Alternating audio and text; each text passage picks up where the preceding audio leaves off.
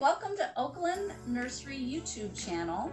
We are here sitting in the Oakland Nursery Home Store Wine Boutique.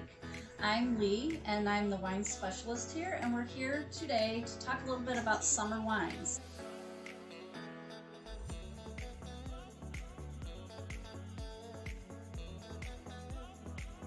Typically of winter wines like a Cabernet or a rich Zinfandel or even a Bordeaux. Summertime, you like to think of light, refreshing, and simple wines, and that seems pretty straightforward, right?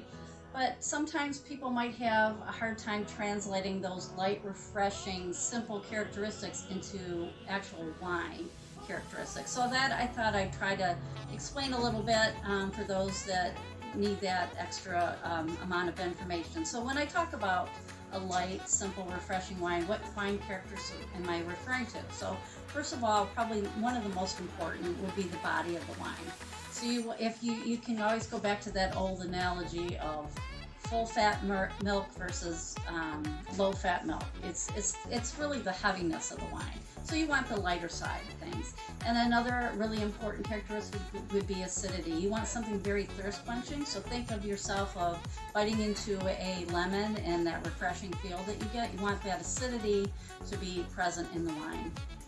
And then a third characteristic would be the alcohol content. Lower alcohol content is better for summertime, generally speaking, because it doesn't heat your body up. If you're anything like me, when I drink a high alcohol wine, my cheeks turn nice and red.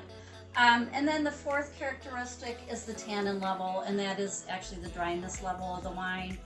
You want it not super dry because you don't want your mouth to dry out. You really want something refreshing.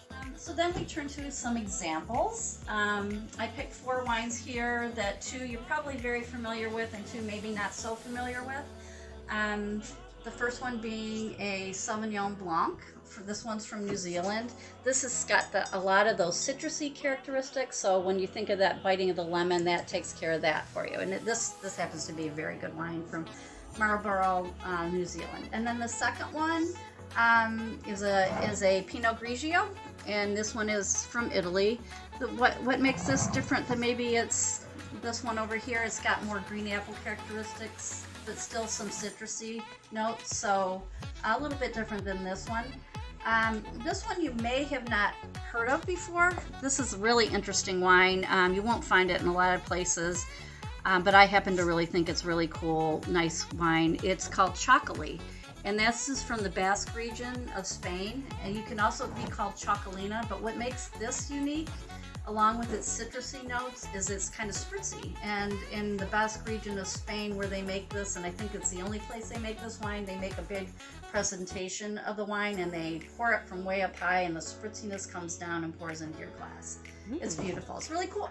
So, and lastly, an Albarino. This one is from the Rías Baixas region of Spain.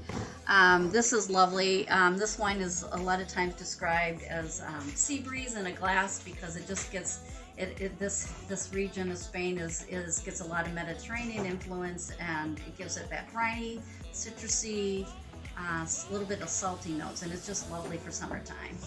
And then we head over to red. Red characteristics, I like to think in the summertime, I like to think of party perfect reds. And what makes a party perfect red? Probably something that's very crowd pleasing, a nice low price point when you're having lots of people, and something that's just very red, fruit driven, or not necessarily red, but very fruit driven wine. And here are some examples. Some of them you may have heard of, some maybe not. We have a Beaujolais wine.